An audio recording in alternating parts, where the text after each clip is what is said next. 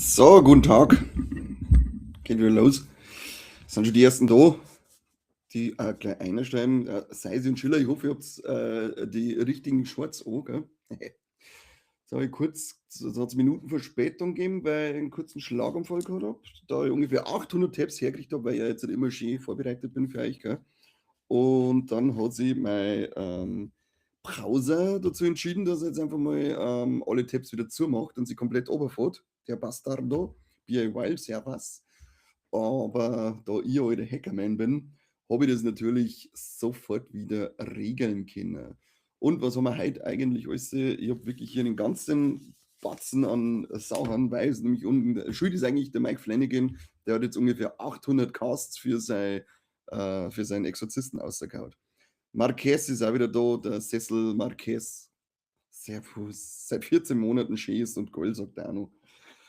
Es hat ein paar, ja, ich spare mir erstmal her, es hat ein paar Trailer gegeben, die ich natürlich nicht sagen darf, aber unter anderem, jetzt ist noch Dragon Cry, ja, sehr schön, dass du gekommen bist. Der gute Herr hat nämlich heute schon gemeint, der muss vielleicht wegen One Piece Staffel 2 absagen, aber den Zahn habe ich ihm nicht gezogen, weil ich ja schließlich auch Pause mache wegen von One Piece und für euch da sitze und diesen Bums hier verzeih, dann kann der gute Herr doch auch aufstehen und das anschauen, hätte ich jetzt gesagt.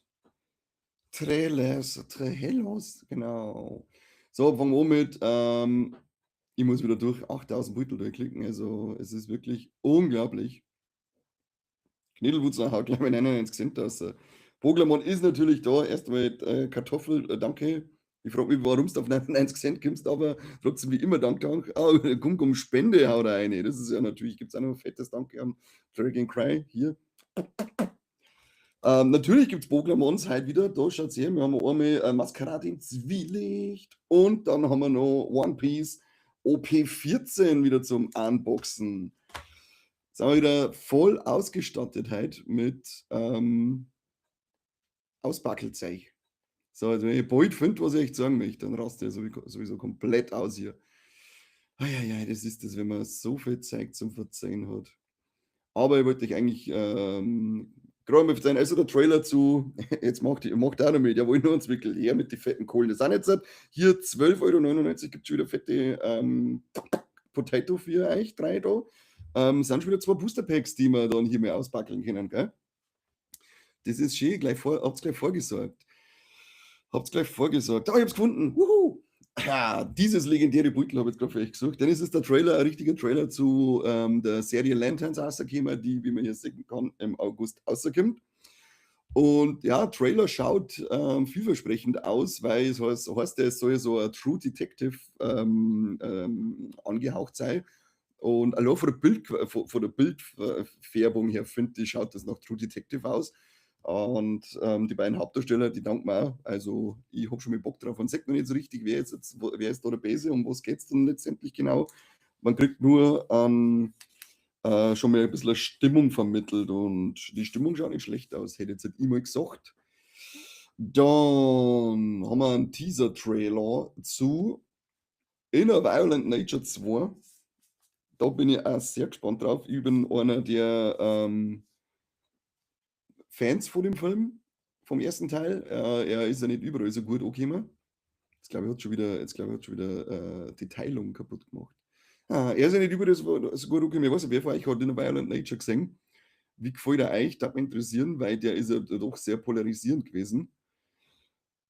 Aber deswegen bin ich so gespannt auf den zweiten Teil, weil du kannst ja nicht einfach nur mit das erste machen und den Typen 1,5 Stunden zuschauen, wie er durch den Wald hatscht und dann hier und da einen geilen Kill auspackt. Da muss irgendwas Neues kommen. Deswegen bin ich sehr gespannt, mit was sie uns überraschen werden.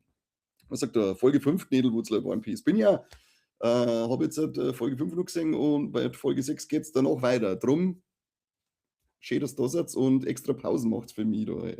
Habe ich dir und Prost miteinander, sagt der Silenzium. Silenzium, sehr schön, dass du bist. Natürlich hier auch ein Prost. Ich habe keinen Alkohol, dafür köstliches Leitungswasser. Jetzt habe ich mich angetintet. Wow. Wow, wow, wow. Wow, wow, wow. Ja, man darf ihm nicht, anschauen, wenn man müde ist, aber ansonsten coole neue Idee für 'n Killer. Ja, das stimmt. Wenn's mit bist, dann darfst du nicht anschauen. Da hat's dir auf alle Fälle. Für Pokémon-Karten wird donated. Taugt's dir, Gnedelwurzler. Ja, wo waren wir? Bei die Trailer, genau. Drum sehr gespannt auf In a Violent Nature, ähm, was ist Teil 2. Dann haben wir jetzt endlich, den Trailer zu Scary Movie 6 gekriegt. Ich weiß nicht, ob's ihn, gesehen habt. Ich finde, der macht tatsächlich unerwartet viel Spaß, der Trailer. Damit habe ich nicht gerechnet, weil nach dem 5. war ich komplett raus. Also, der hat mir überhaupt nicht gefallen. Das war für mich ein riesiger Haufen Pupu. Aber jetzt hat der neue schaut sehr amüsant aus. Habe schon ein paar gute, Witze dabei gehabt, allein mit diesem, Half-Gay-Shit. Habe ich lachen müssen, da bin ich jetzt gespannt. Angeblich, ich weiß nicht, ob ihr was mitgekriegt habt, sind jetzt halt schon, gibt's irgendwelche, Cancel-Aufrufe, dass, der Film gecancelt werden soll wegen Humor. Ich weiß jetzt nicht, ob das stimmt oder ob das gerade wieder irgend 'ne blöde Kacke ist, die im Internet verzeiht wird, weil ich habe jetzt an dem Humor noch nix, zumindest für mich nichts Anstößiges, gesehen, aber bei meinem Humor kann's sowieso nicht wirklich anecken. Aus welchen Ecken kommt's denn? Tiefes Inzest Niederbayern. Also, wir sind 4 Leute im Podcast und 3 davon sind verwandt und verschwägert und 2 davon am Kopf zusammengewachsen aufgrund von Inzest. Ich bin der einzig Normale. Ist ja klar. Ist ja klar. Aber Scary Movie 6 Trailer, wer noch nicht gesehen hat, haut's ihn rein. Schaut ganz cool aus. Dann haben wir noch einen Trailer zu einem neuen Teil aus dem Puniverse, nämlich Pinocchio Unstrung. Und, leck mich am Arsch, der Trailer ist vielleicht schon schweineblutig. Da geht's schon ganz schön rund. Warum ist nicht schon wieder das Teilen vorbei? Es ist schön, dass immer wieder mein hübsches, Gesichtchen da einer schwappt. Das, glaube ich, gefällt euch auch. Aber ich möchte euch ja eigentlich die Poster zu den Sachen zeigen, vor denen ich schmatze hier. Drum noch mal hier Pinocchio Unstrung.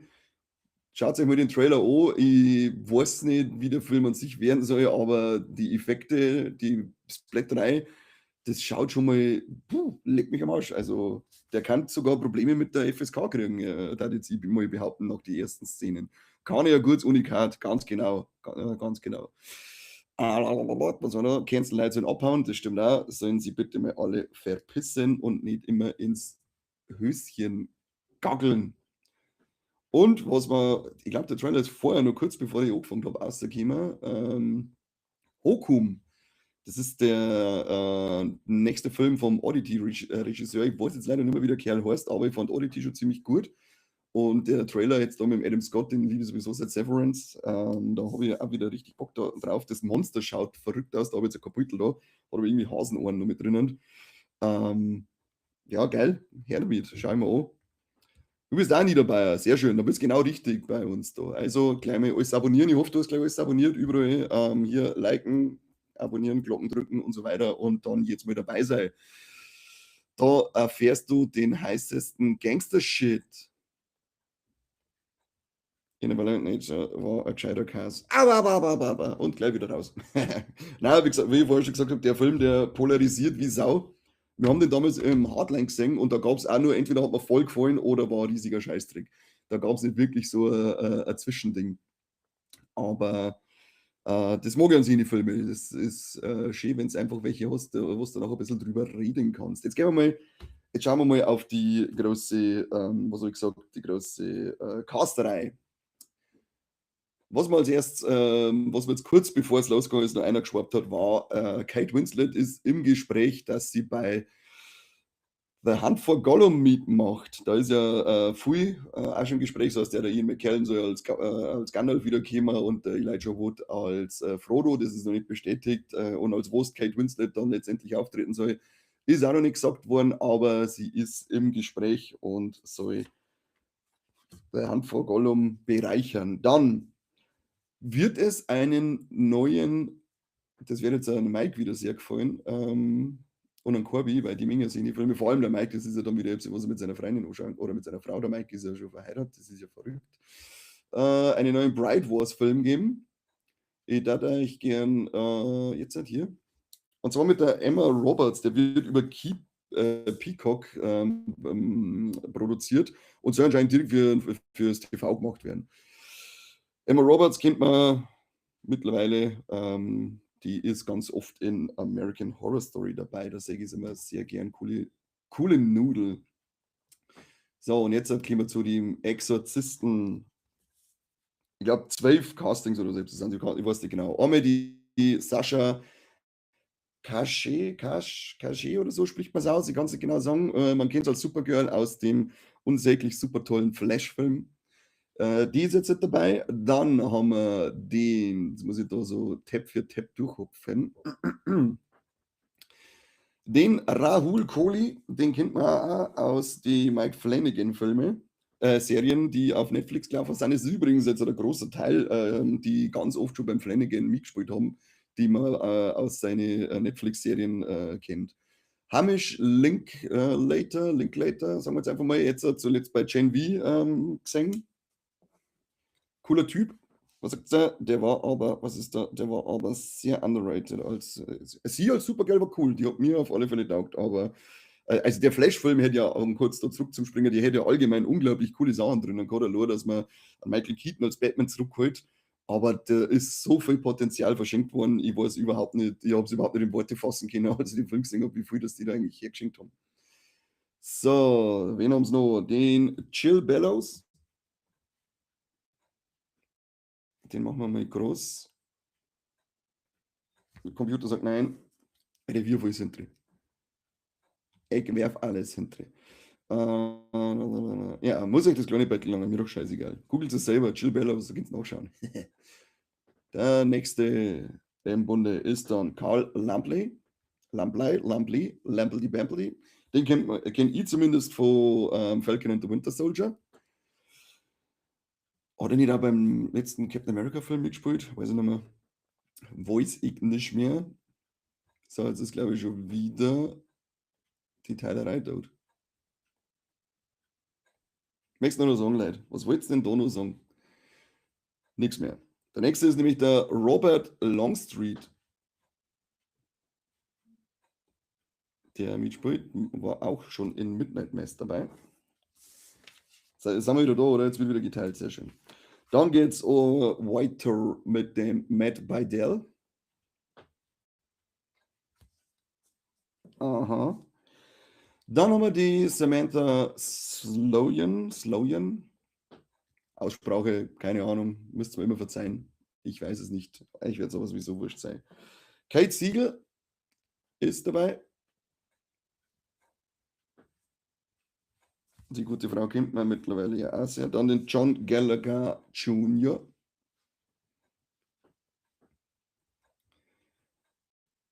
Also so viel Castings, der mittlerweile ist mein gefühlt der komplette Cast von dem neuen Exorzistenfilm bekannt. Also schon langsam kann man vielleicht mal irgendein Artwork oder Poster oder irgendwas dazu sagen. Das war doch mal cool. Das darf mich viel mehr interessieren als irgendwelche kleinen Rollen, die gecastet werden. Benjamin Paycheck, den hat man zuletzt bei Life of Chuck gesehen. Und jetzt das letzte Casting für. Das ist schon wieder kaputt. Für. Das nervt mich, das lenkt mich ab, wenn ich da jemanden scheißen muss. Für The Exorcist ist Carla Gugino. Gugino. Kennt man auch die gute Frau, oder? Gallagher, wenn ich hier immer ein Shameless-Ding. Ja, das stimmt. Habe ich auch sofort dingen müssen. Shameless, das war schon also richtig geile, zauberhafte Serie. Zauberhaftigst. Die kann man sich eigentlich auch immer wieder anschauen. Könnte eigentlich wieder mal einen Rewatch machen, aber ich glaube, der erste Rewatch wäre jetzt sein, wenn ich mit One Piece Staffel 2 fertig bin, dass ich One Piece Staffel 1 und 2 nochmal anschaue und mir dann auch nochmal in Anime einschaue, dass ich mit der Realserie gleich auf bin. Jetzt ist ein Riesen-Casting oder ein Riesengerücht, sagen wir, nehmen wir das erste Mal Gerücht, weil wirklich offiziell ist ja da noch nichts.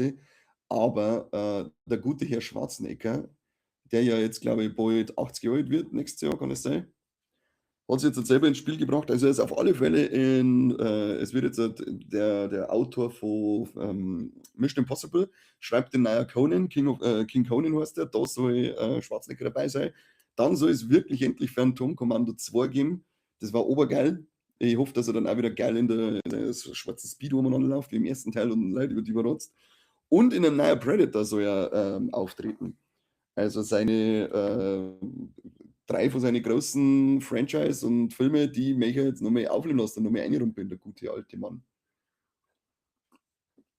Von mir aus gern, aber ich würde sagen, nicht unbedingt in der Hauptrolle, sondern überreicht das Zepter dann an neue Hauptrollen in diesen Franchise und lässt sie ihm einfach nochmal einen schönen Gastauftritt haben. Sagt der Gnädel Wutzler. Kann da auf YouTube den Animationsfilm Mutterfucker zum Film, falls du den noch nicht kennst. Sein Name sagt mir tatsächlich was, aber ich weiß jetzt nicht, was ich mir darunter vorstellen kann. Was machen diese Sachen? Dann ist ja, vor Zeit habe ich ja schon gesagt, dass Life is Strange eine Verfilmung kriegt. Jetzt hat man die beiden Hauptfiguren gecastet und es ist einmal die Macy Stella. Das ist jetzt gleich wieder eine Information, die vor allem an Dragon Cry gefreut, oder? Du hast die Spiele gespielt.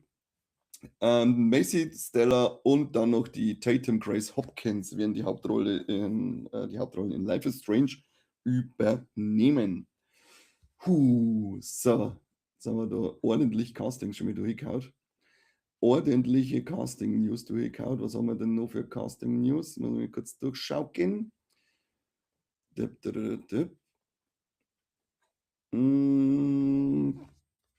Regisseure, die gecastet worden sind, haben wir noch da. Unter anderem auch mit der David F. Sandberg, den kennt man ja von Annabelle, glaube ich, hat er irgendeinen Teil davon gemacht, den zweiten auf alle Fälle. Und war er nicht zuletzt der Regisseur von Until Dawn.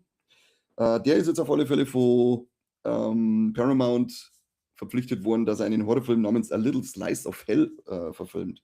Mehr Infos gibt es noch nicht, aber ich muss sagen, der Mike, wenn es unsere Podcasts öfter hörst, und der ist auch dabei, ich finde die Filme waren eigentlich immer cool und deswegen habe ich auf diesen Slice of Hell auch schon wieder Bock. Dann haben wir Kevin Williams, der ja jetzt gerade wieder in aller Munde ist mit Scream 7, als Autor von Scream 7. Dieser Herr hier. Und der macht jetzt der ist ein Autor von Vampire Diaries, macht jetzt eine Erwachsenen-Version von Vampire Diaries, die im Universum von die Universal Monsters spielt. Und er hat gesagt, er findet es ganz cool, weil er sich jetzt mit Figuren wie Wolfman, Frankenstein, Frankensteins Monster, Dracula und so weiter in einer Serie da dann ausspielen darf. So ja, wie gesagt, der Serie dann werden, bin ich sehr gespannt, was da draus gemacht wird, weil dieses Universal Monster Universum wird ja so stiefmütterlich irgendwie behandelt. Man kann so geile Sachen draus machen, wie der Unsichtbare vom Lee Wynell schon gesagt hat. Der war Oberwelt gewesen, aber dann der nächste Wolfman war wieder so, meh. Deswegen, ich hätte da richtig Bock drauf, wenn da mal was richtig Fettes draus gemacht wird, weil so viele geile Figuren dahinter stecken. Man hätte da noch eben viel mehr, nicht gerade immer die 3 großen, sondern einige mehr, die man verwurschteln könnten. Naja, James Wan kehrt auch wieder zurück auf den Regiestuhl. Er verfilmt jetzt ein Remake aus Südkorea, einen Serienkiller-Thriller namens The Gangster, The Cop und The Devil für Paramount.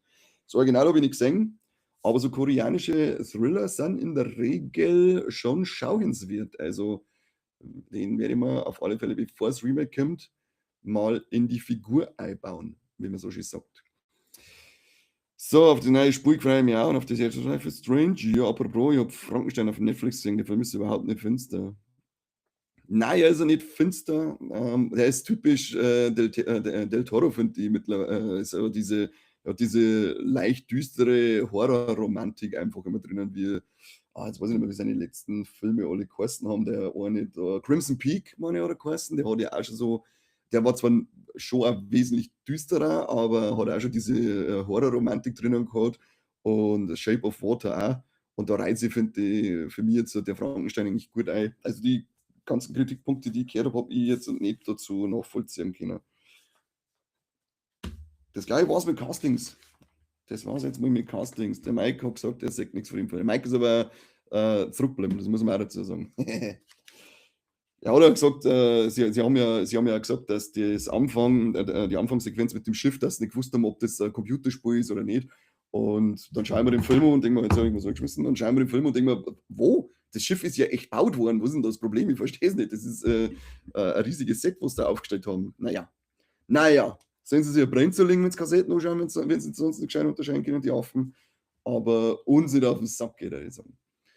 Jetzt gehen wir zu den News. Es gibt da einige Ankündigungen und einige Absagungen. Unter anderem dritte Staffel zu Ted.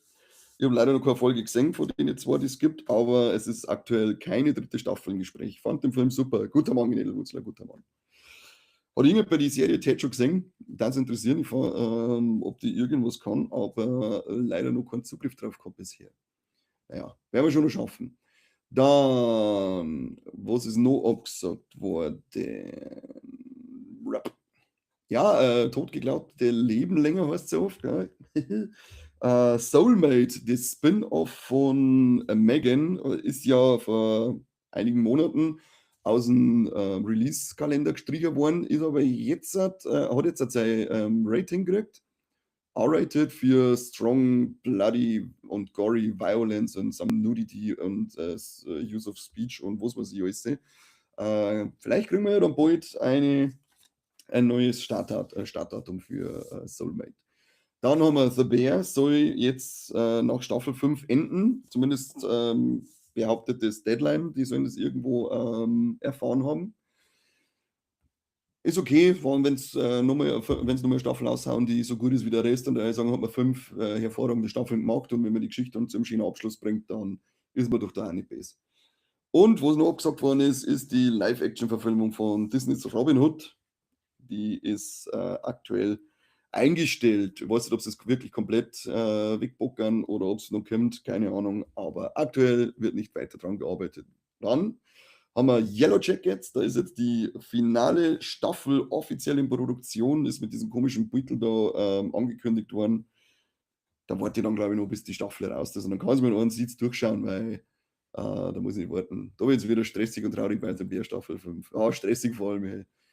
Das ist echt oft das, als das selber in der Küche arbeiten mit denen, so wie sie die aufführen. Auf was ich mich schon sehr freue, ist das Remake von Maniac Cop. Unter anderem für den Maniac Cop nämlich voll geil. Cooler alter 80er Hammer. Und der Regisseur, der dieses Remake hat, ist ja der Nicholas Winding Refn, und der hat ja einen ganz eigenen geilen Stil. Deswegen bin ich da schon sehr gespannt, wie dann ein Maniac Cop Remake von dem ausschauen wird. So, wir fangen jetzt im Herbst mit den Dreharbeiten an. Muss mir wieder was trinken, Buben. Apropos Burm, wo ist denn eigentlich Krawallmaus? Gibt's ja gar nicht. Schaut die gar nicht mehr rein. Stinksauer. Muss das nächste Mal, wenn ich es in Kamm sehe, gibt es mir eine Uffe 12, da ist was erlauben dem sich. Und was schon tausendmal angekündigt worden ist und tausendmal verschoben worden ist, aber jetzt angeblich, diesmal wirklich heißt offiziell gemacht wird, der Game of Thrones Film bei Warner Brothers ist jetzt offiziell in Produktion. Man weiß sonst noch nichts, aber nach der 48. Ankündigung zu einem Game of Thrones Film soll er jetzt endlich wirklich kommen. Ein paar kleine Ankündigungen, die noch gemacht worden sind, von Filmen, die weitergingen, da habe ich jetzt nichts ausgesagt, das machen wir jetzt Play. Ich weiß nicht, ob ich kenne den Scheißdreck. High Potential kriegt als dritte Staffel, weiß ich leider gar nicht so von der Serie, und dann 9-11 oder 911 und 911 Nashville ist auch verlängert worden. Ich weiß, dass das ziemlich bekannte, langlebige Serien sind, darum haben wir gedacht, zwar zeige ich euch mal kurz, aber war zwar das reiner Beutel aus das Zeug. Was auf alle Fälle jetzt kommen soll, ein dritter Teil von Monster AG. Dann 2028 ein dritter Teil zu Die Unglaublichen. Und mein Favorit von den 3 Ankündigungen, die es zur Disney-Fortsetzung gibt, ist Coco für 2022. Das ist für mich einer der, ich glaube, so ziemlich der beste und schönste Animationsfilm gewesen der letzten 10 Jahre aus dem Disney-Pixar-Universum. Und da freue ich mich drauf, wenn da nochmal Fortsetzung kommt. Dann was für den Mike wieder, da habe ich jetzt auch kein Beitel rausgesucht, denn Tinkerbell, die kleine scharfe Fee von Peter Pan, kriegt eine Live-Action-Serie namens Tink.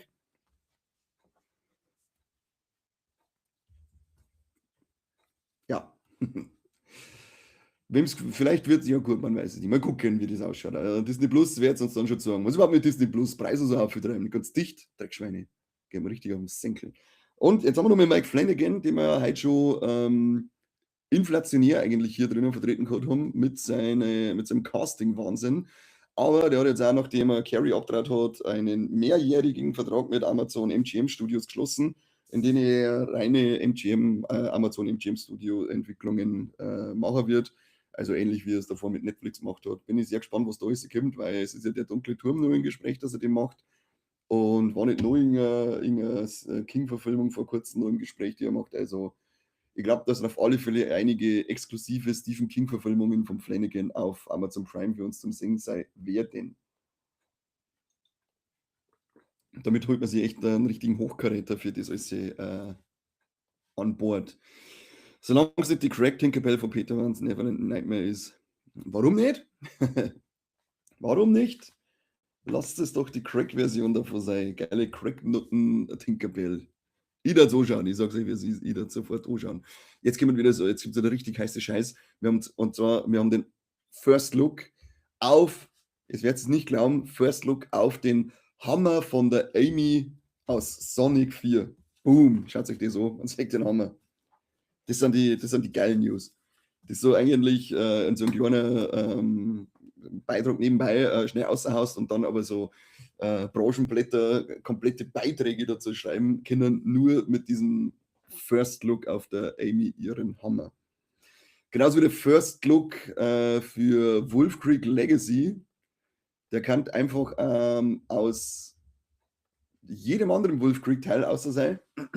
Aber es ist aus dem dritten Film. Der soll wilder werden, düsterer werden und sie soll noch mehr over the top gehen, so wie bei jeder Fortsetzung geschmatzt wird. Aber ich habe die Serie noch nicht gesehen, leider, aber die Filme waren bisher ziemlich cool und er, ich weiß seinen Namen nicht mehr, als Killer ist auch ziemlich geil. Dem schaue ich gern zu, wenn er wirkt. So, heute gab es noch, oder war das heute in der Nacht, ich weiß gar nicht mehr. Coole Ankündigung. Mal abseits von Filmen.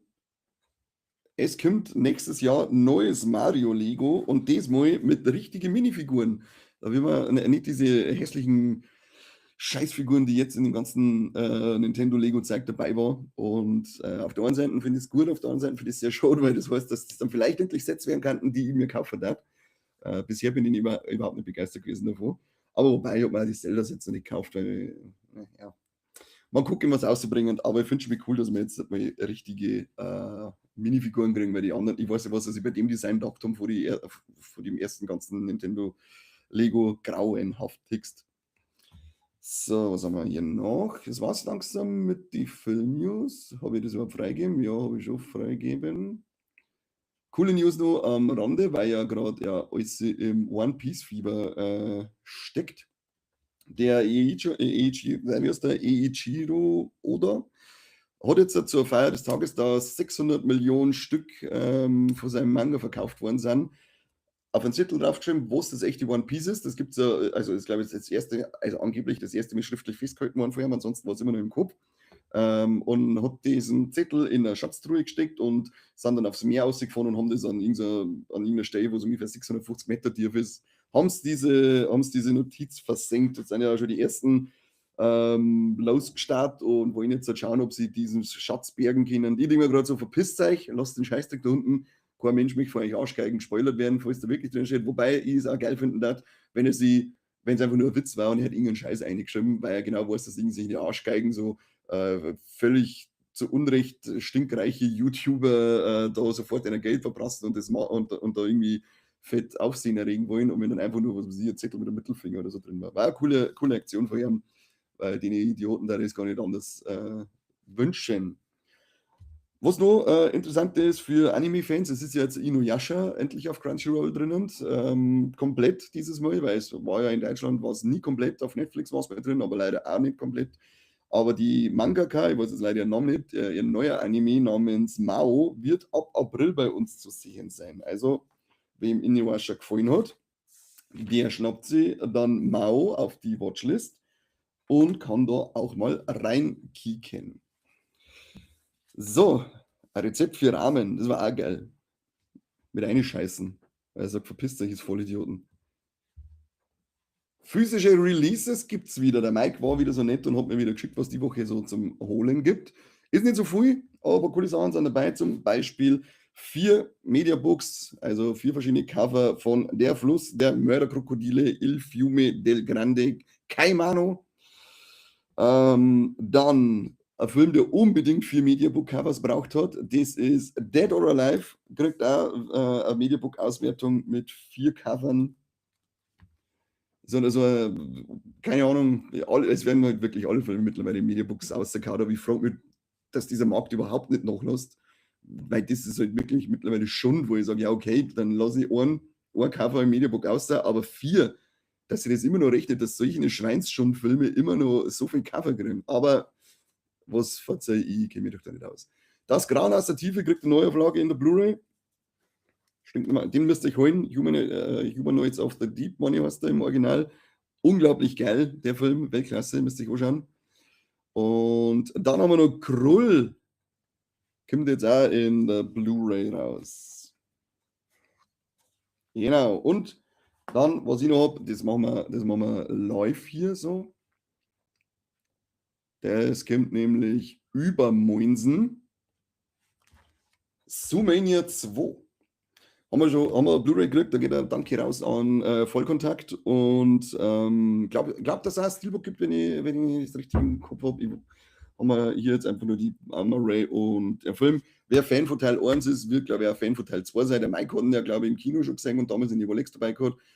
Schöner, herzlicher Film, vom Thema her sehr ähnlich wie der erste, wo es aber in der heutigen Zeit, glaube ich, gar nicht so verkehrt ist, wenn man die Klonen gleich wieder weiter da hinbringt und die nicht von vornherein klar macht, hey, das hat keine Arschlöcher.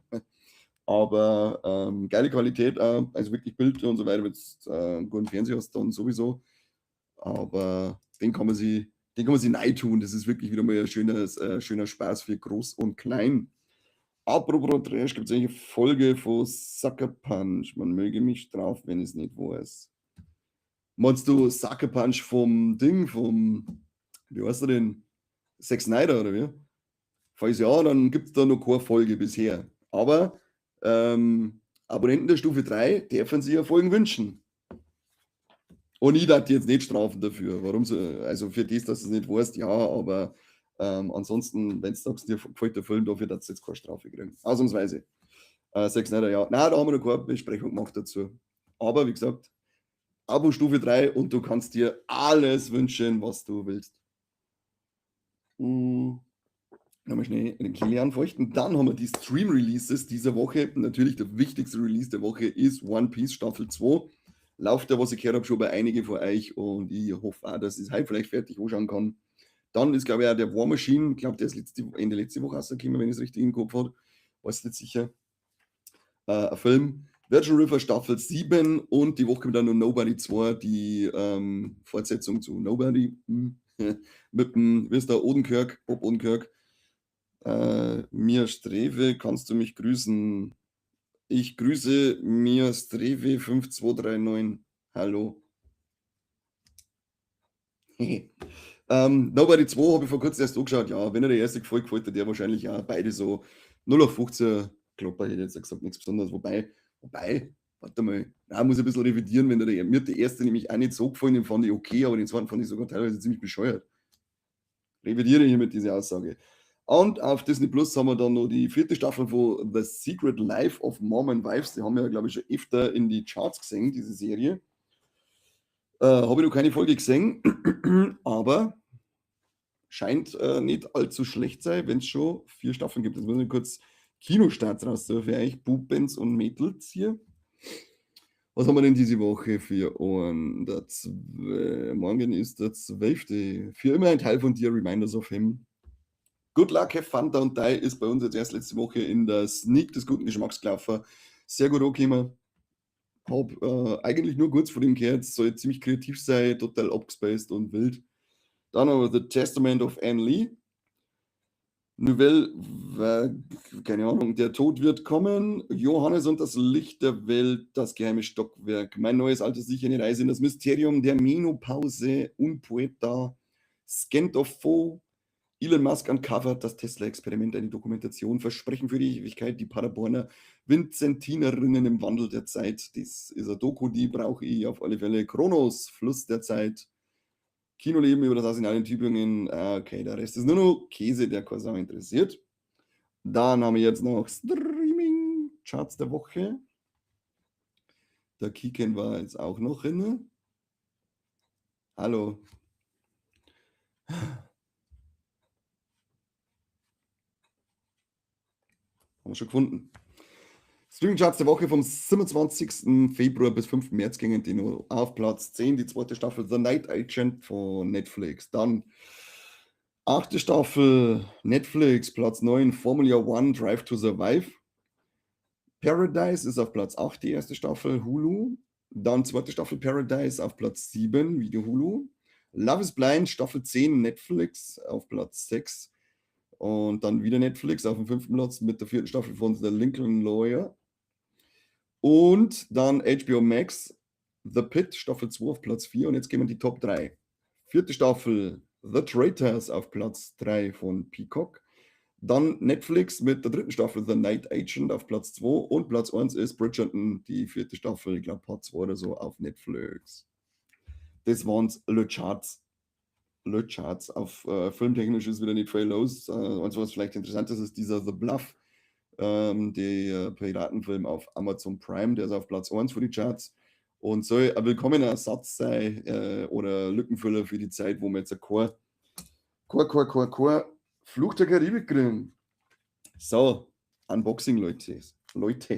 Maskerade im Zwielicht extra für einen Sessel Ärger. Haben wir immer die Pokémons am Start. Ich war aber viel mehr im One Piece Fieber. Vor lauter One Piece Staffel 2 schauen.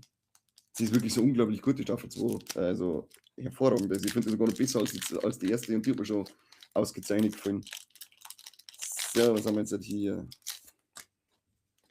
Schauen wir mal, was wir kurz drin haben. Ein Pfiffchen mit Dauerschritte und Fänge der Dunkelheit. Wir fangen eigentlich immer umdrehen, wo eigentlich zuerst mit One Piece. Naja, heute ist alles anders. Fla Baby mit Wunden verbinden und Feenbrise. Feenbrise gibt es am Wochenende auf die Toiletten, habe ich gehört. Praktibalk, bester Schlag. Stollunior mit dem Risikotackle. Scheiß Risikotackle. Fühlt man sich immer selber schon zu. Was ist der Scheiß eigentlich? Stollos mit wütender Hieb und einer Abwehrklaue. Dann Pixie, Metronom und einen magischen Schuss. Ich kenne das unter goldener Schuss. Aber in Japan ist das ein bisschen anders. Der Küchenchef. Dann haben wir erste Schillerkarte hier. Morpeko mit Snacksuche, Aufheben und Anheften. Snacksuche, Klassiker. Klettert man weiter mit Viernon-Tor, heftige Prügel und ihre Kopfnuss. Heftige Prügel immer von Muttern bekommen. Und jetzt noch ein Beatori, Adrena, Pheromon und Energiefeder. Da ist, glaube ich, wieder nichts dabei, das uns reich macht. Unlicht-Energiekarte ist noch am Start. Die brauchen wir. Leider nichts, das uns reich macht. Wieder mal nicht. Scheiße. Schauen wir mal, was One Piece sagt. Oder ich habe schon mal irgendwo was gesehen, ich weiß nicht, ob überhaupt irgendwelche Leute zuschauen, die auch Trading Cards sammeln, wo man diese Naruto-Karten bestellen kann. Ich finde überhaupt nichts und ich möchte die so gern haben, damit die nur mehr Geld auswirft. Capone Gang. Dann Shiryu. Die Kumasi, keine Ahnung. Edgar Newgate. Bester Whitebeard. Müssen wir den Vergleich vom großen Krieg da anschauen, von seinem, wo es am Bord ein wenig wegfetzt, wie das im Manga eigentlich ausschaut. Hitokiri Kamatsu. Yosaku. The Macro Gang. Dann haben wir einen Isoppe. Trebol. Miss Wednesday. Absalom. Und Monkey D. Luffy. Ich glaube, es sind auch keine Reichmacherkarten. Naja. Dann sehen wir uns wohl oder übel morgen wieder. Nicht morgen, nächste Woche. So schaut es aus. Hört uns eine neue Folge an, die Woche rausgekommen ist. Eddington, das neue Werk vom Ari Aster, der ja sehr spezielle, aber in meinen Augen immer hervorragende Filme gemacht hat. Bei dem Neuen verrate ich jetzt noch nicht, wie wir drüber denken. Der Corby und ich haben da besprochen. Mike und ich übernehmen jetzt dann auch noch halt auf für euch. Eine neue Classics-Folge wird es geben. Ich sage jetzt noch nicht zu welchem Film, aber es wird eine neue Classics-Folge geben. Und dann hören wir uns und sehen wir uns nächste Woche wieder zum Kassettenschmerz. Was da braucht einen Link für den Naruto-Karten. Ja, wenn du einen hast, dann immer her damit. Immer her mit den Naruto-Karten-Links. Ansonsten danke an die Spender, da gibt es wieder fetteste Potatoes für euch. Küsschen auf die Nüsschen. Bleibt's brav, bleibt's cool und bis nächste Woche. Auf Wiederschauen.